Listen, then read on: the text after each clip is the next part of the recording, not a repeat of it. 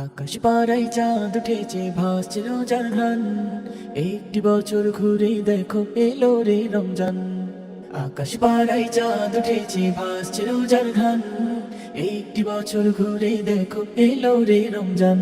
আজ মুমিনেরই ঘরে দেখো খুশির জোয়ার বহে, আজ মুমিনেরই ঘরে দেখো খুশির জোয়ার বহে। আনন্দে আজ নেচে ওঠে মুমিনেরই দিল বাগান। রমজান এলো এলো মাহে রমজান, রমজান এলো এলো মাহে রমজান। হা রমজান এলো এলো মাহে রমজান, রমজান এলো এলো মাহে রমজান। পাড়ায় পাড়ায় ধুম পড়েছে তারা বিসাহারিতে, রহমতেরই দ্বার খোলা দেখো আজকে রজনীতে। পাড়ায় পাড়ায় ধুম পড়েছে তারা বিসাহারিতে, রহমতেরই দ্বার খোলা দেখো। আমরা দুনিয়াবি কাজে এমন পরিমাণে ব্যস্ত যে স্বাভাবিক মাসেও যেরকম এই মাসেও ওইরকম, কোনো আমাদের ভিতর একটু পরিমাণ একটু ডিফারেন্স নেই। এটা আমাদের জন্য আসলে খুব দুঃখের বিষয় যে আমরা যদি আল্লাহ তাআলা আমাদেরকে নিয়ামত দান করেছেন, এটা যদি আমরা নিতে না পারি, এটা যদি আমরা গ্রহণ করতে না পারি, এটা যদি আমরা গুরুত্ব দিতে না পারি, তাহলে আমাদের জন্য ধ্বংস। আল্লাহ এত সুযোগ দেয়, আল্লাহ তাআলা স্পেশাল কিছু সুযোগ আমাদেরকে, স্পেশাল কিছু অফার আমাদেরকে দেয় না? প্রত্যেক কোম্পানি অফার দেয় না যে এই মাসের ভিতরে যদি কেনেন তাহলে এক একটা ফ্রিতে 10,000 টাকা ডিসকাউন্ট আছে কি নেই? আছে না? এরপরে ওই মাসের পরে যদি আপনি যান, আপনার যদি বলেন যে 10,000 দিছিলেন ডিসকাউন্ট, আমি 5,000 দিব, 5,000 ডিসকাউন্ট দিবেন? কারণ সময় শেষ হয়ে গেছে, এখন আর কোনো ডিসকাউন্টে কাজ হবে না।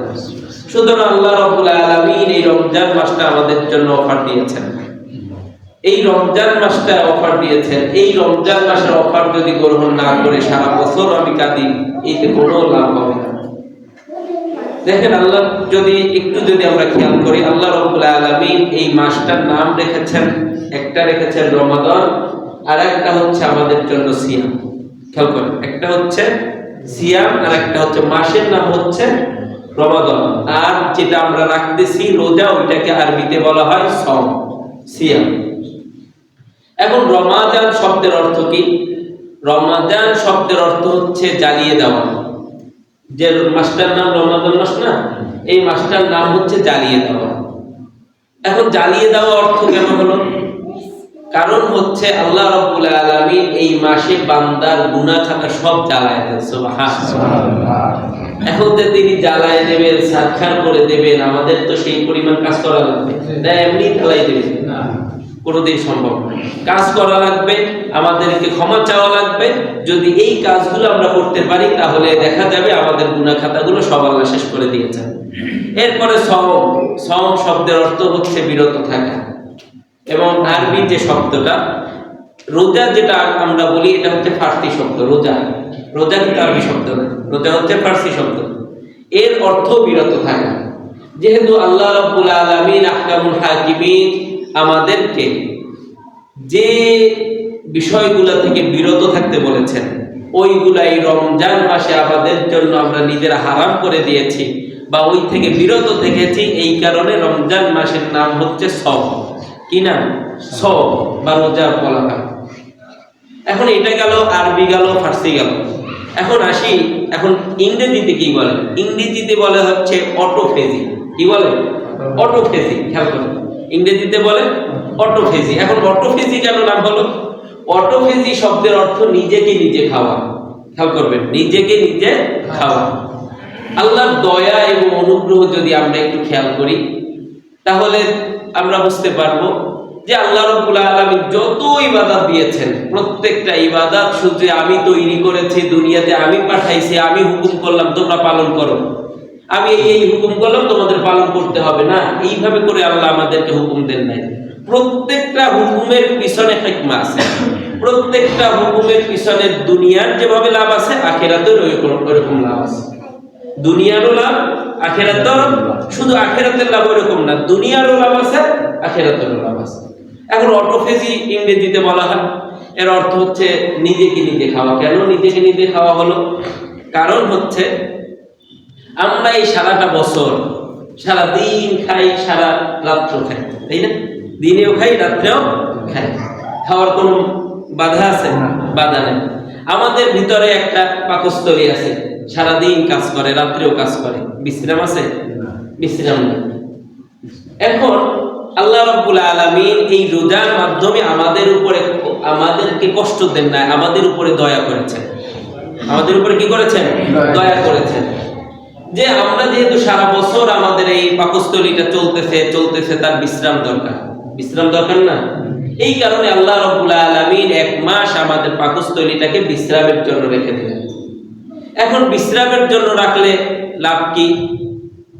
সেটা হচ্ছে এই যে অটোফেজি, যে নিজেকে নিজে খাওয়া, যে আমি যখন সারাদিন কিছু খাবো না, আমাদের ভিতরের যে পাকস্থলী এটা তো চলতেই আছে, ও খালি বলে দাও, তাই না?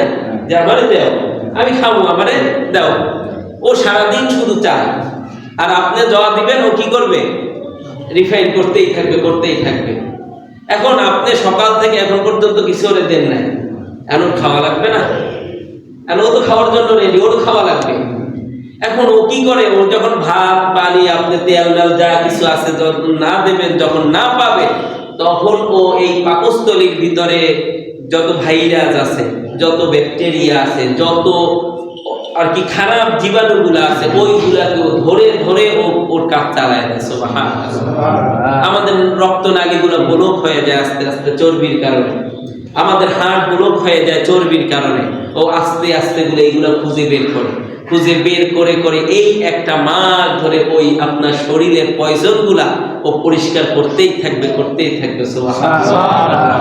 আল্লাহর দয়া, আল্লাহর মায়া, যে এই 1 মাস আমরা তো বুঝি, আরে এত 1 মাস আমাদেরকে আল্লাহ কষ্ট দিচ্ছেন না, আল্লাহ বরঞ্চ এই 1 মাস রোজার মাধ্যমে আমাদের জীবনটাকে আরো সুন্দর করতেছেন।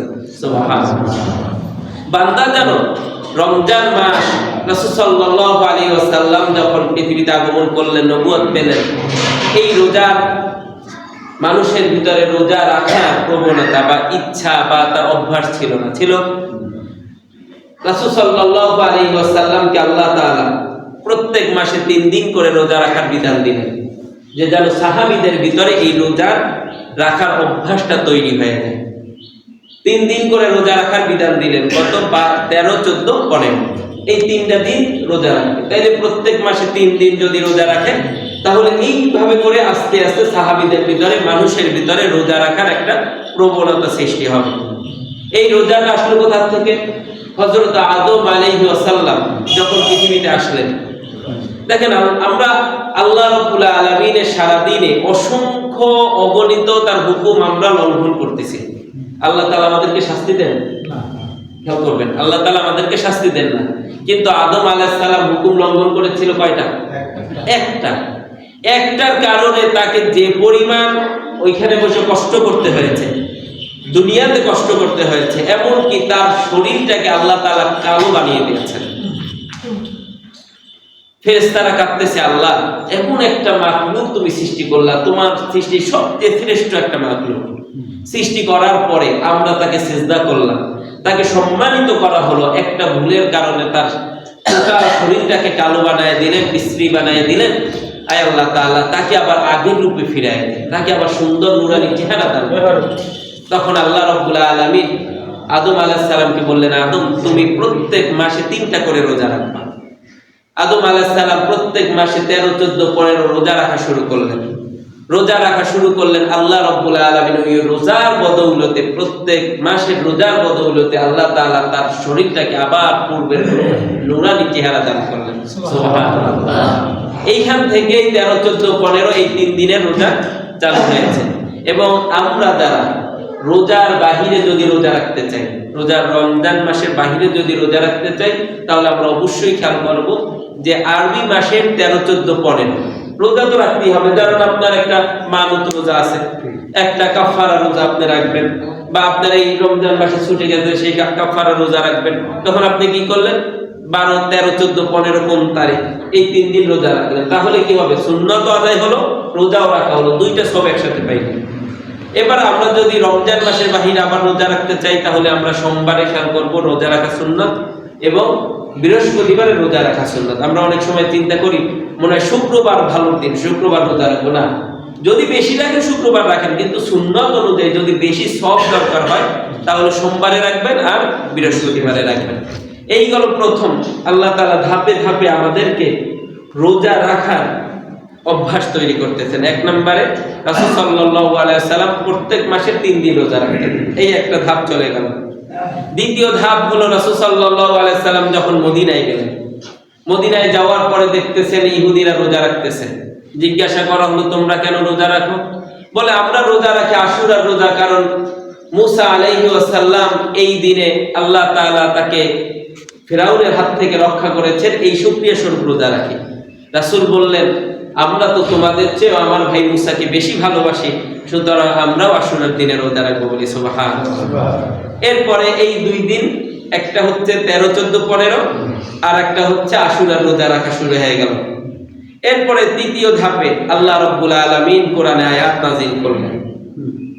আয়াত নাযিল করার পরে এরপরে আল্লাহ তাআলা জানাই দিলেন, তোমাদের যার ইচ্ছা রোজা রাখবা, যার ইচ্ছা রোজা রাখবা না, ফিদিয়া দেবা। যে ইচ্ছা রোজা রাখবে আর যে ইচ্ছা ফিদিয়া দেবে।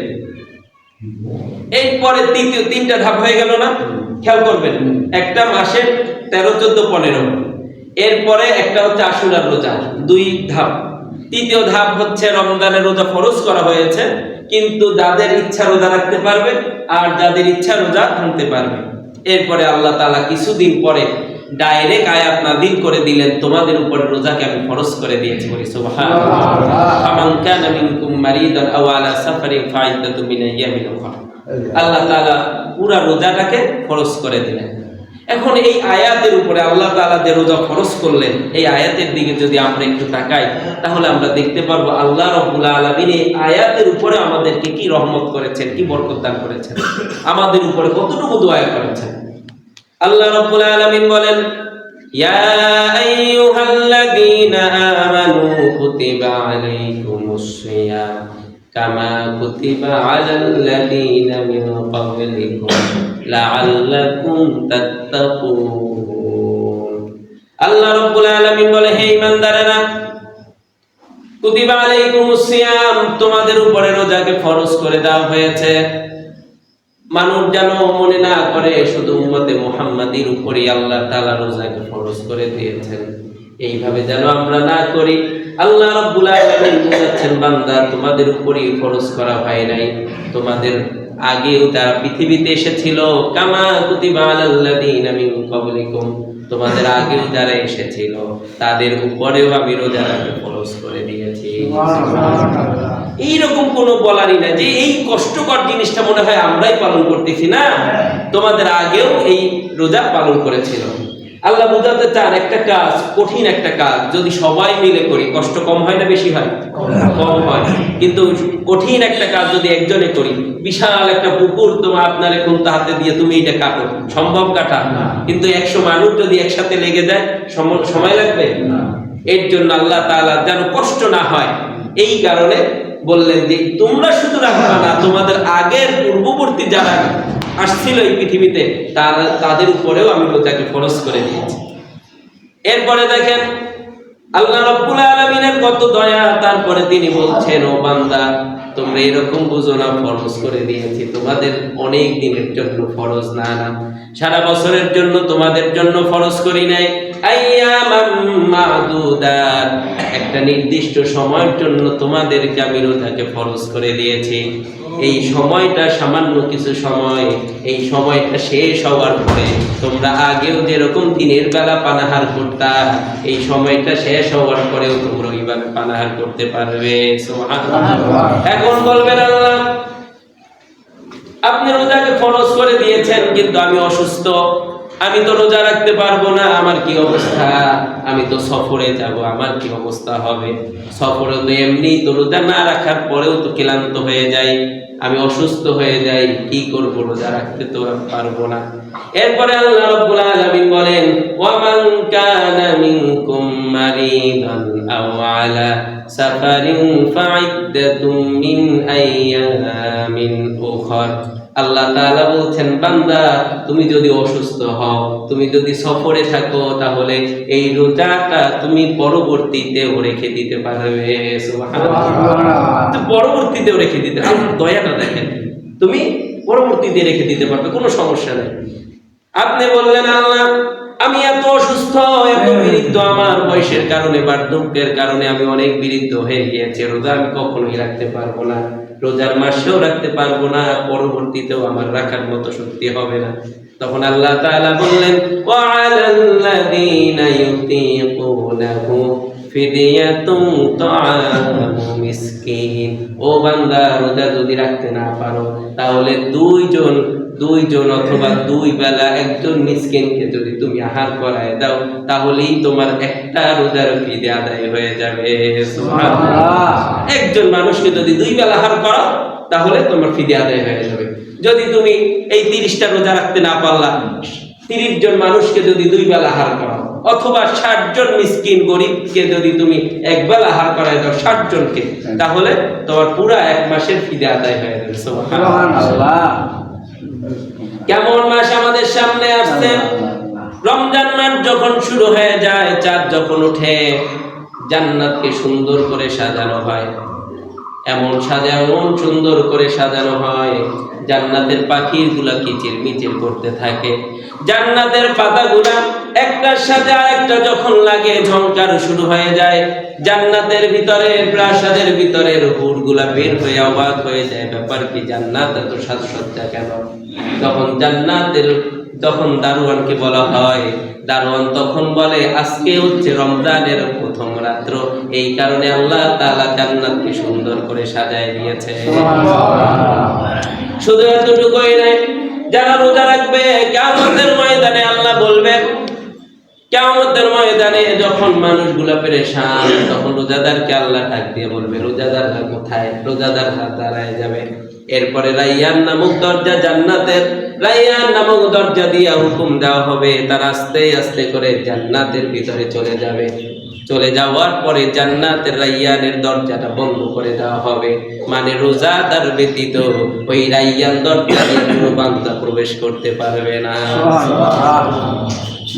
আল্লাহ রাব্বুল আলামিনকে যদি বলেন আল্লাহ এই রমজানে আমি এত কষ্ট করে রোজা রাখবো, আপনি আমাকে কি দান করবেন? আমার নবী বলে, আল্লাহ তাআলা বলছেন আনা সাওমুলি ওয়া আনা জিসি বিহি, ও বান্দা রোজা হচ্ছে আমার জন্য, এই পুরস্কার আমি আল্লাহ তোমাকে দান করব। আমার জন্য রোজা, আমি কি পুরস্কার দান করব? এই বাংলাদেশের সামান্য প্রধানমন্ত্রীও যদি বলে যে আমি তোমাকে এই কাজটা করো, তোমাকে এমন পুরস্কার দান করবো তুমি দেখতে পাবে, তখন আমরা সবাই পাগল হয়ে যাবো ওই কাজটা করার জন্য, যে প্রধানমন্ত্রী যেন আমাকে কি পুরস্কার দেবেন। আল্লাহ রাব্বুল আলামিন আহকামুল হাকিম, তিনি বলছেন আনা সাওমুলি ওয়া আনা জিসি বিহি, আমার জন্য এবং আমি তোমাকে এই পুরস্কার দান করব। শুধু কেমন পুরস্কার এতটুকুই না, আল্লাহ তাআলা রোজাদারকে কত ভালোবাসেন। আল্লাহ রাব্বুল আলামিন রোজাদারের মুখের দুর্গন্ধকে আল্লাহ তাআলা মিশকের আম্বরের মতো আল্লাহ তাআলার কাছে প্রিয় মনে হয়। সুবহানাল্লাহ। আমরা এই রোজার কারণে, পেটের ভিতরে ক্ষুধার কারণে মুখের ভিতরে একটা দুর্গন্ধ তৈরি হয়, যে দুর্গন্ধ আমার ভাই সহ্য করতে পারে না, আমার সন্তান সহ্য করতে পারে না, ছেলে বাবার দুর্গন্ধ সহ্য করতে পারে না, স্বামী স্ত্রীর তাও সহ্য করতে পারে না, কিন্তু এই দুর্গন্ধই আমার আল্লাহ রাব্বুল আলামিনের কাছে আতরের মতো লাগে। যদি একটু খেয়াল করি, যদি একটু চিন্তা করি, যদি একটু দিমাগে খাটাই, আসলে আল্লাহ তাআলা আমাদেরকে কত ভালোবাসে। এই গেল 1 নাম্বার পুরস্কার। 2 নাম্বার পুরস্কার হচ্ছে রোজা যে ব্যক্তি রাখে, রোজাদার আমরা যারা রোজা রেখেছি, আল্লাহ রাব্বুল আলামিন হুকুম দিয়ে দিলেন तमाम পৃথিবীর যত পশু পাখি আছে, প্রাণী আছে এবং কি সাগরের ভিতরে যত মাছ আছে, এই রোজাদারের জন্য সারাদিন দোয়া করতে থাকবে, সারাদিন দোয়া করতে থাকবে আমাদের জন্য। এইভাবে করে আমরা যদি একটু চিন্তা করি, এই রোজার মাসটা আল্লাহ তাআলা আমাদের জন্য কি রহমত রেখেছেন, বরকত রেখেছেন। শুধু এতটুকুই নাই, নবী করিম সাল্লাল্লাহু আলাইহি ওয়াসাল্লাম বলেন, নবী করিম সাল্লাল্লাহু আলাইহি ওয়াসাল্লাম বলেন যে এই রোজার মাসে রোজা যে রাখবে, আল্লাহ তাআলা রোজা রাখার পরে এই বান্দার तमाम জিন্দেগীর গুনাহ খাতাগুলোকে maaf করে দেবেন। সাহাবীরা বলল, ইয়া রাসূলুল্লাহ এই maaf কি কদরের রাতে হবে নাকি? আমার রাসূল বললেন, না, যখন মানুষ কাজ করে, যখন কাজ করে তার পারিশ্রমিক কাজের শেষেই দেওয়া হয়। সুতরাং এই বান্দা 30টা মাস যখন রোজা রাখবে, যখন যখন ঈদের চাঁদ ওঠার আগে আগেই বান্দার তামাম জিন্দেগীর গুনাহ খাতা আল্লাহ ক্ষমা করে দেবে। এত সুযোগ। এখন কথা হচ্ছে 1 মিনিটের ভিতর কথা শেষ করব। এখন এই যে রোজা রাখলাম, রোজা আমরা আছি বা রোজা রাখতেছি, এখন রোজা রাখার পরে আমরা যদি আগের মতোই টিভি দেখি, আগের মতোই নাটক দেখি, আগের মতোই যদি ফেসবুক শুধু ঠেলতেই আছি, এই অভ্যাস যদি আমাদের থাকে, আগের মতোই আমাদের চোখগুলা খোলামেলা, আগের মতোই আমি দেখি, বাহিরের চারপাশ আগের মতোই দেখতেছি, একটু আমার চোখটা আমরা নিয়ন্ত্রণ করতে পারি না, আমার হাত নিয়ন্ত্রণ করতে পারি না, আমার মুখ নিয়ন্ত্রণ করতে পারি না, তাইলে আপনার এই রোজার কোনো দাম নেই। সুতরাং আল্লাহ তাআলা এই মাসটা দিয়েছে, বারবার বলি এই মাসটাকে যত্ন করেন। এই মাসটা অনেক গুরুত্বপূর্ণ একটা মাস। সারা বছর 12টা মাসের পরে একটা মাস আসে, 11টা মাসের পরে। এই মাসটাকে গুরুত্ব দেন। যখন চোখ বন্ধ হবে বুঝবেন প্রত্যেকটা দিনে, প্রত্যেকটা সেকেন্ডের এই মাসের গুরুত্ব কত। বসে থাকি আমি সুবহানাল্লাহ বলি, আলহামদুলিল্লাহ বলি, আল্লাহু আকবার বলি, একটু কোরআন তেলাওয়াত করি, না পারলে বাংলাটা অর্থ দেখে দেখে পড়ি। এইভাবে করে জীবনটাকে একটু কাজে লাগাই। কাজ তো করি, সারা বছরই তো কাজ করলাম, কিন্তু এই রমজান মাসটা একটু কাজে লাগাই, একটু কাজে লাগাই। আল্লাহ তাআলা আমাদের